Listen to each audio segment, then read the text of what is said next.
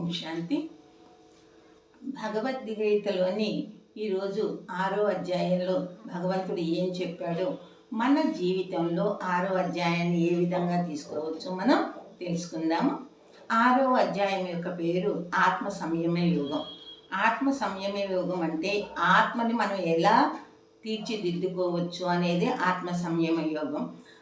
ఈ ఆత్మ సంయమ యోగంలో అర్జునుడు అడుగుతాడు, ముఖ్యంగా నువ్వు యోగివి కా అని అంటున్నావు. నేను యోగిగా కావటానికి ప్రయత్నం చేస్తాను.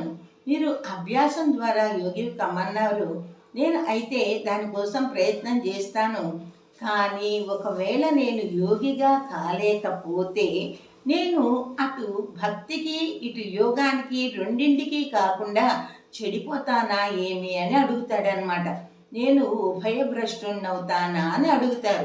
ఈ 6వ అధ్యాయం 38వ శ్లోకం 37 నుంచి 39 దాకా అర్జునుడు అడుగుతూనే ఉంటాడు ప్రశ్నలు. నేను ఒకవేళ నా యొక్క భవిష్యత్తు ఏంటి, నేను యోగివి కాలేకపోతే నా యొక్క భవిష్యత్తు ఏమిటి అని అర్జునుడు అడుగుతాడు.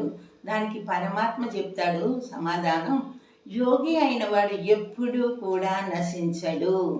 యోగి అయినవాడు ఎప్పుడు నశించేదే లేదు.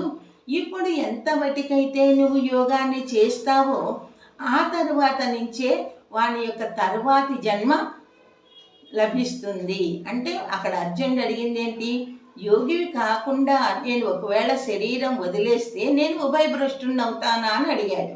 ఇక్కడ ఆయన సమాధానం చెప్తున్నాడు, ఇక్కడ ఉభయభ్రష్టుడివి కాదు, యోగి అయిన వాడు ఎప్పుడూ కూడా నశించడు. ఆ తర్వాత నుంచే వారి యొక్క మరుజన్మ ప్రారంభమవుతుంది. ఉత్తముల ఇళ్లలో వాళ్ళు జన్మ తీసుకుంటారు. వాళ్ళు చిన్నప్పటి నుంచే మంచి యోగుల ఇళ్లలో పుట్టిన కారణంగా మంచి ప్రవర్తనతోటి వాళ్ళు యోగిలు అవుతారు అని చెప్పారనమాట. అందుకని మనం చూస్తున్నాం కదా, ఈ సంస్కారం చిన్నప్పటి నుంచే చాలామంది భగవద్గీత చదువుతూ ఉంటారు. కొంతమంది చిన్నప్పటి నుంచే మంచి మంచి డ్యాన్సులు వేస్తారు. కొంతమంది చిన్నప్పుడే మంచిగా సంగీతాన్ని పాడుతూ ఉంటారు. వీళ్ళు ఇప్పుడు నేర్చుకునేది కాదు కదా, పూర్వజన్మదే. అట్లాగే ఈ యొక్క యోగి అయిన వాడు ఇది మరుసటి జన్మలోకి కూడా దీని తర్వాత నుంచే అవుతుంది. కానీ యోగి ఎప్పుడూ కూడా భ్రష్టుడు కాదు. కాబట్టి అభ్యాసం ద్వారా యోగం నేర్చుకో. ఈ యోగం కనుక నేర్చుకున్నట్లయితే ఒకవేళ నువ్వు యోగము అని ఉంటుంది.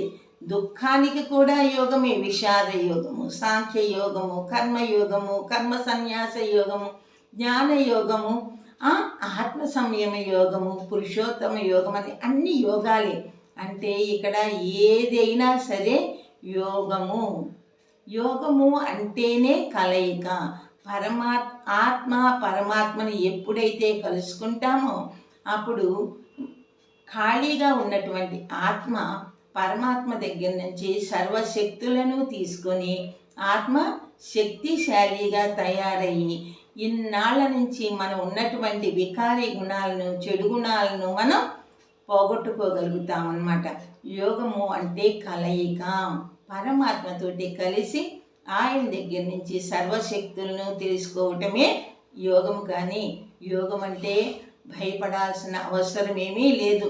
అర్జునుడు భయపడినట్లు ఇల్లు వాకిళ్ళు అన్నీ వదిలిపెట్టేసేసి అడవులకు ఎక్కడికో వెళ్ళాల్సిన ఆ భయం లేదనమాట. ఇది సహజ రాజయోగం అన్నమాట. సహజంగా మన కర్మలు మనం చేసుకుంటూనే యోగం చేయటమే ఇక్కడ యోగం అన్నమాట. ఈ యోగాన్ని గురించి ఒక్క నయా పైసా కూడా తీసుకోకుండా ప్రజాపిత బ్రహ్మకుమారి ఈశ్వరీయ విశ్వవిద్యాలయం వారు ఈ యొక్క సహజ రాజయోగాన్ని నేర్పిస్తున్నారు. కాబట్టి అందరూ కూడా ఈ యొక్క రాజయోగాన్ని నేర్చుకొని సుఖశాంతులతో మీరు మంచి గృహస్థాన్ని గడపవలసిందిగా కోరుకుంటున్నాం. ఓం శాంతి.